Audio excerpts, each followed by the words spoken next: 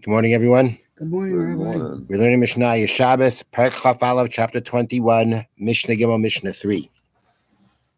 Okay. Beis Shammai Oimrim, Beis Shammai say, Magbiyan min hashulchan, one can lift up, meaning one can directly remove from the table, atzamos, bones, uklipin, and shells. Bones from the meat that you were eating, shells, let's say, from the fruit that you were eating. Beis Hillel Oimrim, Beis Hillel say, Noitlin es hatavla kula minara. You have to take the table cover off completely and then shake it off. So what's happening here is that you have these bones. Let's talk about the bones, the nuts, the shells, right? You finished eating, you've got these bones, you've got these shells left. Now, these bones are shells. The question is, are they muktzah or not? They are animal food. They're edible to animals right now. And therefore, as animal food, one would say they're not muktzah. It shouldn't be muktzah. They're animal food. They have a use. They're called food. It's animal food is also food. If let's say for some reason these bones weren't edible to animals, then they would be muktzah, unquestionably. But here we're talking about they are edible to animals. And therefore, from that point, we should say they're not muktzah. But there's a different issue here. The issue is called noilad. Noilad means if something came to existence on Shabbos that wasn't there before, it wasn't ready from before Shabbos, and it's muktzah. Now, these bones, before Shabbos, they were part of the meat. They're part of the food. The shells were part of the food before Shabbos. And it was only on Shabbos as you ate the meat, and now you're left with bones, or you ate the fruit and you're left with shells, that now they became animal food. That constitutes noilad. It's a new type of thing. It's an animal food now. So if the first opinion of the Mishnah, Beis Shammai say that you can pick up from the table the bones or the shells, that means he says there's not a problem with muktzah here. I'm handling them directly. There's not a problem with muktzah, which means he holds that noilad is not an issue. And since it's edible for animals, it's not muktzah. Beis Hillel say, no, you cannot directly do it. You have to either lift up the tavla, means the tabletop, or whatever else the food may have been sitting on. You pick that up and you take that away and you shake it off. That's indirect muktzah. That's indirectly moving the muktzah. You're doing it because you're not doing it for the bones, you're doing it for the table. So therefore, it's indirect muktzah for the sake of something that's not muktzah. And therefore, in that manner, you can do it. But to directly handle it, you can't do it. So that's the machlokes, Beis Shammai and Beis Hillel. Are these bones, are these shells muktzah or not? The Gemara, the Bartanura points out from the Gemara that there's a problem here. And that is that it comes out that who is more strict in this argument? Beis Hillel is more strict. And Beis Hillel is not supposed to be the stricter one. And therefore, the Gemara says the names in the Mishnah have been switched. The first opinion should be Beis Hillel's, and the second opinion Beis Shammai. So therefore, the halacha is like Beis Hillel. Now, what's interesting to note, in case you're wondering, so according to Beis Hillel, you cannot directly move away these shells or these bones. So that means they're essentially muktzah, but I can do it indirectly. Now, does that mean that we have to take the garbage off when we're finished eating and we have bones left on our table? That we have to do the same thing? We're not allowed to directly touch them. We have to somehow or another move them indirectly. So the halacha is that in a situation where let's just lay it out the way it's brought down. Let's say there's a lot of shells, there's a lot of bones on the table. So that's already called repulsive. Mm-hmm. And something that's repulsive, the sages said you can remove that directly. Here we're talking about a situation where it's not repulsive. For whatever reason, it's not repulsive. And therefore, that kind of permission to move muktzah called grav sharei doesn't apply here. So you got to look at the things themselves. Are they muktzah? They're not muktzah. And if you consider them noilad, they are muktzah, but indirectly to be able to shake them off. Okay, next.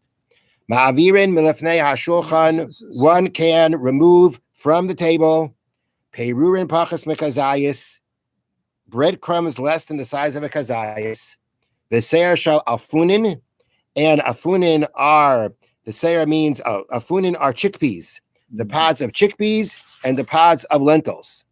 Now, this is really a repeat of what we had before.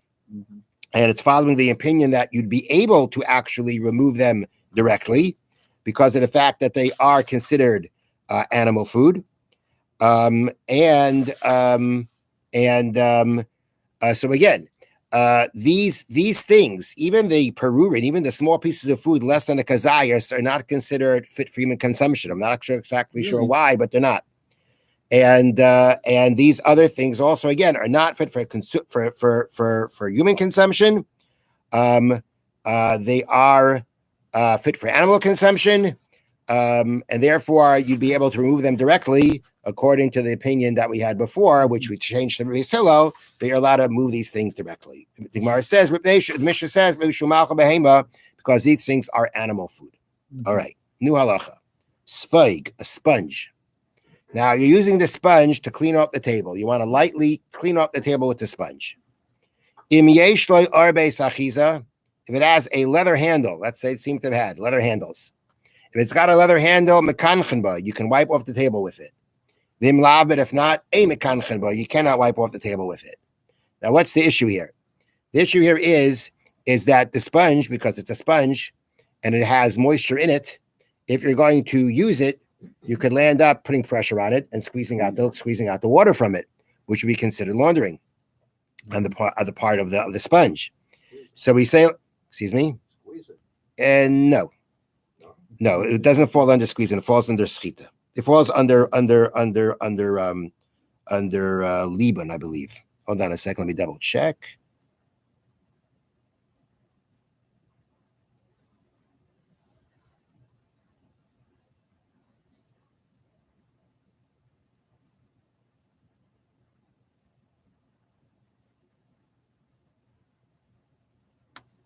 Thought I saw somewhere that it's not the. Hold on.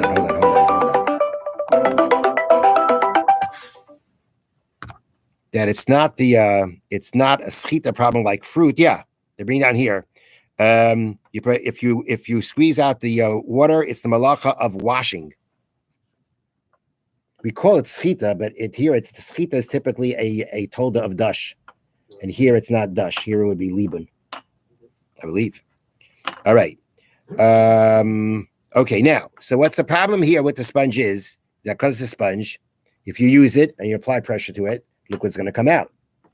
Now, if you have that handle, so you don't have to directly handle, if you have the handle of the sponge, so you don't have to touch the sponge directly, so then you could, very lightly, use it, clean off the table as you would, and there wouldn't be a problem.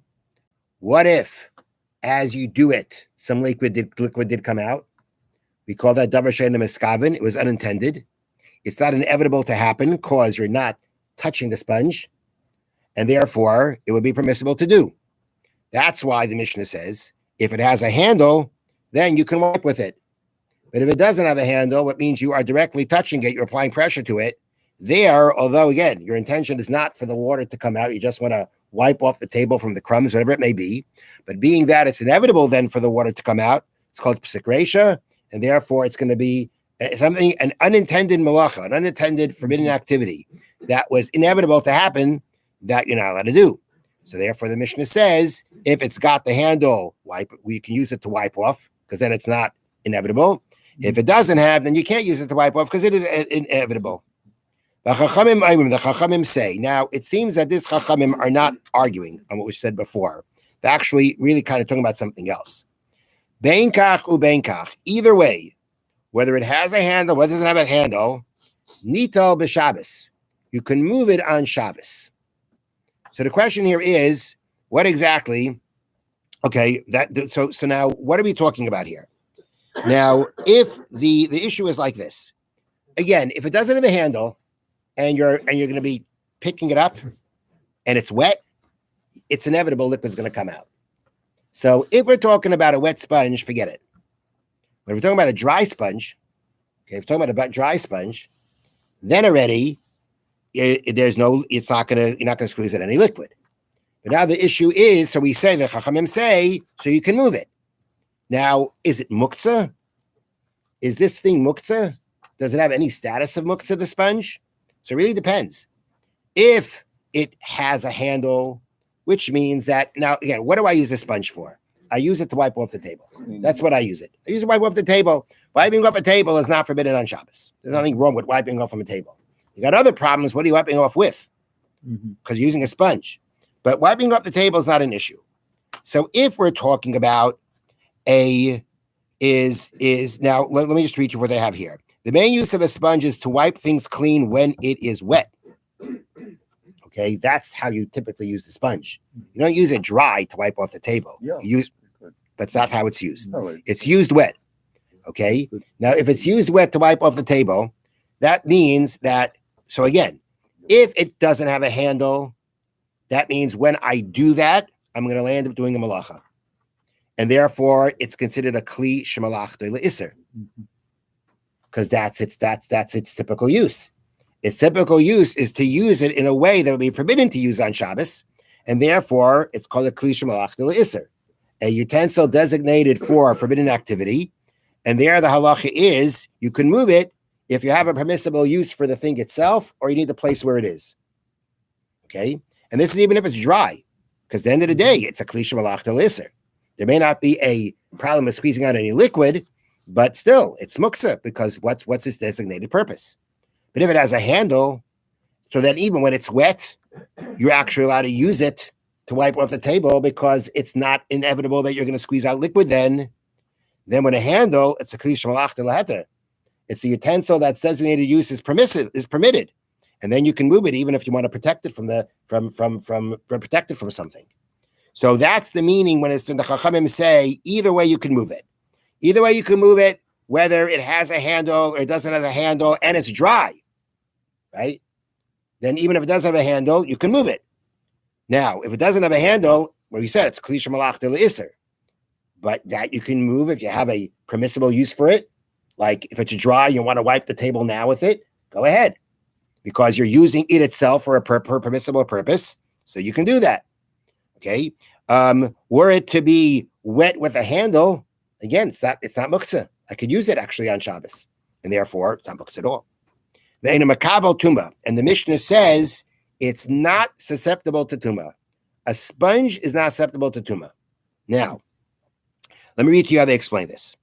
Tumah can be transmitted to people, food, and utensils, kalim. However, even items in the category of utensils cannot become tamei unless they are made of either wood, sackcloth, which I believe is goat hairs, metal, comes from the ground, earthenware, leather, or they are garments made of wool, linen, and the like. Since a sponge without any of these things, it is not able to become tamei. It's not of any of the materials that the Torah said is susceptible to tumah, and therefore it's not susceptible to tumah. Now, even if it has a leather handle, and leather is susceptible to tumah, but it's only a handle. That's not the main part of the vessel. The main part of the vessel is a sponge, and therefore the entire vessel would not be makabel tumah, would not be susceptible to tumah. Have a wonderful day. I would see a sponge and leather as the same